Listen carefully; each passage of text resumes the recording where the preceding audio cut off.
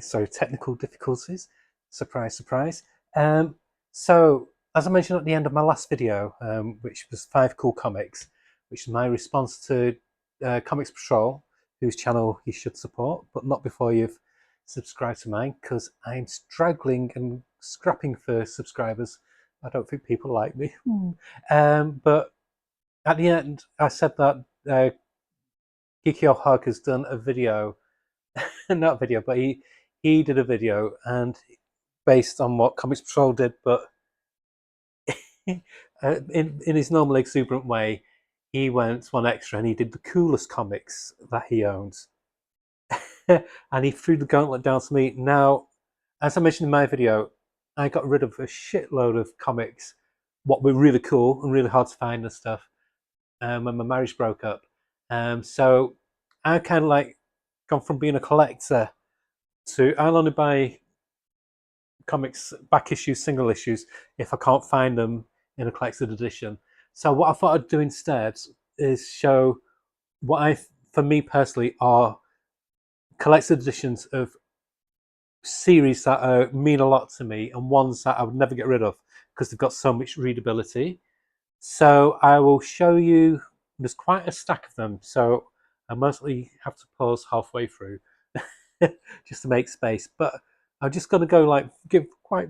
It's completely random. It's chaos. It really is chaos. But I'll just explain why with each one. So the first one, for no particular reason, is That Texas Blood. There's been 3 volumes of the collector's edition so far. It's by Chris Condon and Jacob Phillips.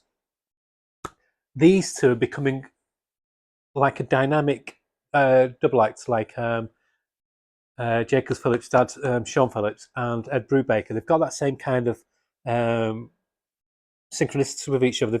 They've got this cohesiveness when they work together. They really work superbly together, and they do really good crime comics with almost like a supernatural hint to them, but not quite supernatural.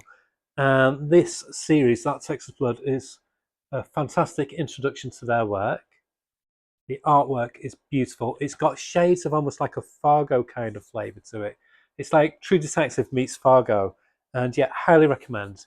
And next up is, talk about synergy, is the Legion of Superheroes. This is what made this run, which starts with 297, is what made me fall in love with the Legion of Superheroes back in the 80s. And this is when Paul Levitt, Keith Giffen just clicked. It was after the Great Darkness saga, which I think's good, but for me, these are stronger. And this is just what made me, like I said, get like a lifelong love affair with the Legion of Superheroes. It's one of my favourite superhero teams. It's got that nice science fiction element to it, which I really adore. And yeah, love it. And then we have another key series from the 80s. For me, this will always be my Justice League team. It's Justice League International, and it's by Keith Giffen, James DeMatteis, and Kevin Maguire. This reinvented the wheel of what you could do with superhero team books. It made it a perfect slice of life slash comedy. It's just genius, and it's got that historical moment where Batman punches Guy Gardner in the face and gives him a personality change when he wakes up. Superb. And also, which is easy enough to buy, and it's DC Finest Green Arrow, The Longbow Hunters. So this, for me, I would actually say I enjoy it more than Daredevil, even Frank Miller's Daredevil. This was extremely street level vigilante superhero with brilliant writing by Mike Grell, and it also includes The Longbow Hunters, which has this amazing pencil art as well. Just really, really good. This was one of the best comic series of the 80s, and I highly recommend you pick this up because next year they're bringing out Volume 2 as well. And going from street level heroes to weird heroes, we have the Max Immortal, which is part of the King Hell Heroica from Rick Veitch. This is basically Rick Veitch's take, almost like take on the Watchmen. This is the Watchmen on acid. It is trippy as fuck, and it's all the better for it. It's gritty, it's weird, it's repulsive in places, it's shocking. There's nudity, so I can't show a lot of it, and it's I can't show you anything really. It's just mad genius, and you can buy these from Amazon. whether on print to pay. So if you order it, it's printed off and sent off to you. And a modern timeless classic is Luther Arkwright by Brian Talbot. As I mentioned in the last video, I had this when it first came out in a graphic novel format before that term was coined, and it's the closest thing you can get to a Michael Moorcock, Jerry Cornelius story in graphic novel format. It's just gorgeous with wonderful, wonderful art. Brian Talbot is one of the unsung modern masters of comics. Just brilliant alternate reality science fiction. And then one which every home should have for the family is Bone by Jeff Smith. This is an epic, but a very easy to read, very easily accessible epic, full of heart, full of terror, full of happiness. It's just great. It covers the whole gamut of emotions, and you get invested in these funny little cartoon characters. Absolutely wonderful. And then one of my favorite comics, well, magazines in the late 80s, early 90s was Deadline. And coming out of that, but he also appeared, I think, in earlier on Strange Days, is Johnny Nemo by Brett Ewins and Pete Milligan. I've got this really nice hardback of the strips. And it's as punk rock as it comes. It's just absolutely gorgeous. Futuristic, private eye in the looser term, with lots of sex, lots of swearing, lots of violence. Really cool. And one that I got into via Heavy Metal magazine back in the 80s is Charlie and Flytrap by Archie Goodwin. Sorry, not by Archie Goodwin, by Arthur Sudam. Just like above. And this is a collector's edition of all the strips.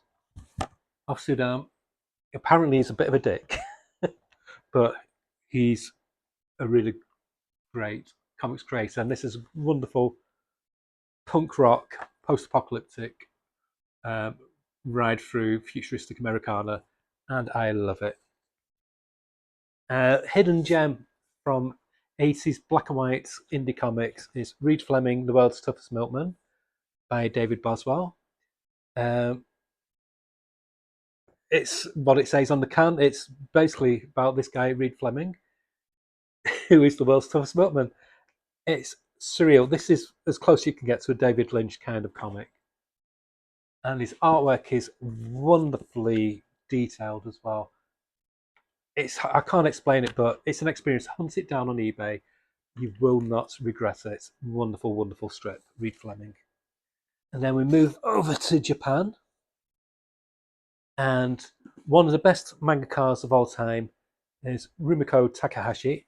And one which I say is a really fun and easily accessible series of first to get onto is Yurusei Yatsura, which is this one here.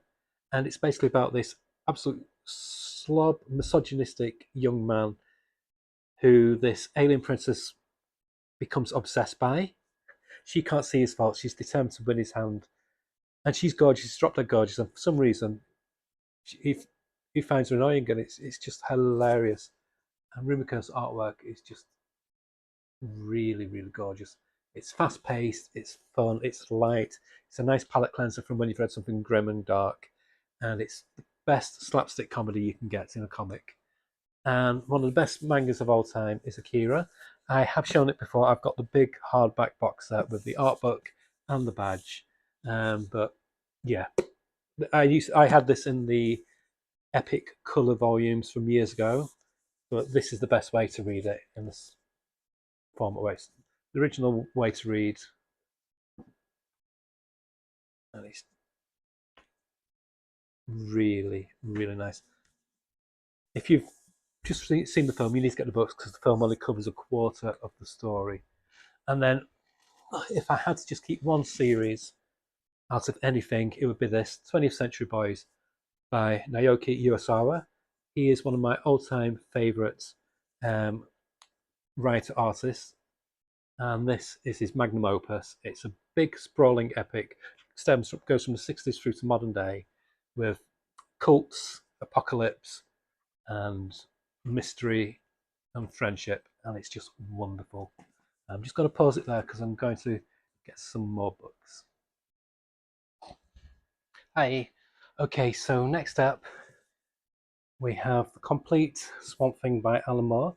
So I got the trade paperbacks in this really attractive slipcase. The reason I got this in this format is if you get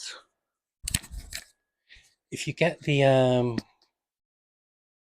absolute editions, the pages are recolored. I like the original colors, so you can only get the original colors in the trade paperbacks. And every horror aficionado should own this series. Absolutely wonderful. As I mentioned in the previous previous video, I visited some very interesting shops when I was a teenager, and I got exposed to underground comics at a very early age. And the one that's always stuck by me is the Fabulous Fairy Freak Brothers, with fantastic, wonderful artwork by Gilbert Shelton.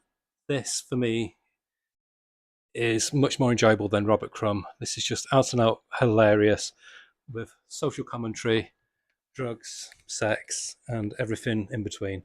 Just glorious. Fabulous Fairy Freak Brothers omnibus. I don't know if you can still get this, but they have now done like hardcover collections as well now from Fantagraphics. And then we have, to go for a European must-have, you've got to get The Incal by Jodorowsky and Moebius. Quite possibly the finest collaboration, and just elevated what you could do with science fiction comics. This influenced a lot of directors, especially French director, the making of The Fifth Element. He actually used Moebius for a lot of his work, storyboard designs, and you can see the influence that this graphic novel had, and it's just glorious. And then we have one which is quite the best anti-war book ever, Charlie's War. This covers this initial first volume, volume one, covers the outbreak of the First World War, and Charlie, it's this young 16-year-old lad. He lies about his age. He gets called up, and it pulls no punches in the horrors of war. And it's got glorious Joe Colquhoun artwork with fantastic writer by Pat Mills. It's a timeless classic. I've read this so many times, and I highly, highly recommend it. And then we have another institution that every home should have if you're a comic lover, Usagi Yojimbo. This has been going for must be about 40 odd years now. And this is written and illustrated by Stan Sakai, and it's just perfect. He's up there with Sergio Aragones for making cartooning just look effortless and elegant. Just brilliant. Okay, some more to come. Oof. Oh, this is a heavy pile. Okay. If you want to know where I stand on Jack Kirby, so this is the Jack Kirby Fourth World Omnibus. This collects the whole epic in chronological order, how it should be read. This is Jack Kirby's love letter to comics. It's just wonderful. I love his stuff with on Marvel, but given him free reign like this, it's just a shame he wasn't allowed to carry on. Though later on in the late 70s, early 80s, he brought out a graphic novel called The Hunger Dogs, which basically put like an end cap on his fourfold epic, which is reprinted in here as well. And yeah, this is, if you're going to get one omnibus, this is the one to get. And we also have to talk about things to get. I love Grant Morrison, and yet my favourite work by him will always be his first work, 2000 AD, which is Zenith. And this glorious hard slipcase contains all 4 volumes, really attractive hardcovers. This is his first love letter to superheroes, and it's quite arguably, in my opinion, one of his best.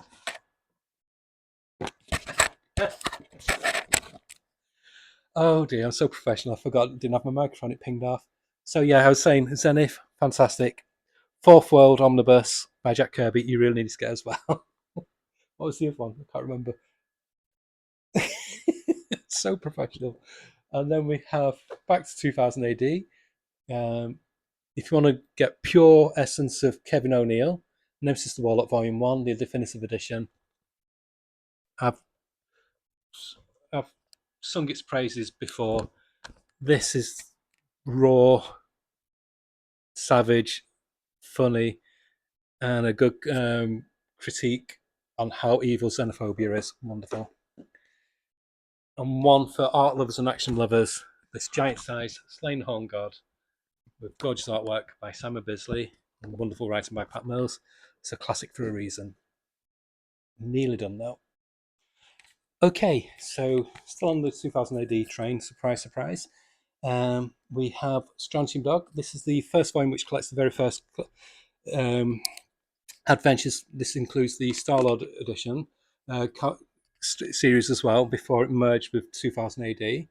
It has now come out in a hardback, which reprints in colour, which I would get, but I've got it already in this format, which is a really nice format anyway. Yeah, I don't get the glorious colour on the pages, but it's still fun. I could sell it because this goes for an absolute fortune on eBay, but I just like this format. And then we have, I would recommend, if you want to know how to start with Judge Dredd, the essentials are really good because they curate the series. They give you like the big storylines. But want to get an essence of pure Judge Dredd as well is to get the complete case files, the first 11. I've picked this one here particular because it has the Oz series, which is my favourite Judge Dredd epic, which a lot of the story is illustrated by Brendan McCarthy. It's set in Australia, and you can tell it was like the spring buff, what the ideas he had for the later on Mad Max films that came out in the past few years. So yeah, really, really good way to get an idea of how to read Judge Dredd. And then quite possibly, this could be my favourite 2000 AD story. I'm not sure, but it's one of them. And this is Bad Company, Goodbye Cruel World. Like Charlie's War, it's a critique on the senseless pain and pointlessness of war, with fantastic, gorgeous artwork by Jim McCarthy, brother of Steve. Yeah, Jim McCarthy and Brett Ewins. Jim McCarthy's brother of Brendan McCarthy, and of course Brett Ewins did the Johnny Nemo strip, and it's written by Pete Milligan. Wonderful, wonderful series. And this quite possibly could be my favourite superhero comic, Miracle Man by Alan Moore, with gorgeous artwork by various people, including Alan Davis, Gary Leach, John Tossipon, etc. It's savage, it's gruesome. It's hard to believe that this came out in the early 80s, originally in Warrior magazine, and then obviously Eclipse and did colour ones, and then Marvel got the rights to it. Again, essential reading. And of course, got to give a bit of love to Marvel. So this volume collects all the Prime Frank Miller stuff, illustrated by him as well. Doesn't include the stuff by Dave Mazzucchelli, but it is the complete Elektra saga, and it's a really gorgeous way of reading it. And the same, if you want to get the pure distilled X-Men experience, this collection is great for it. It includes Dark Phoenix, Days of Future Past, Gods Loves, Man Kills. So all the Prime John Byrne artwork, and it's got the strips in between as well. So these are just a few strips of collected editions what will never leave my home. I will never get rid of them because they've got so much readability. I hope you enjoyed that. Bit of a different spin on the coolest comics. Okay, bye.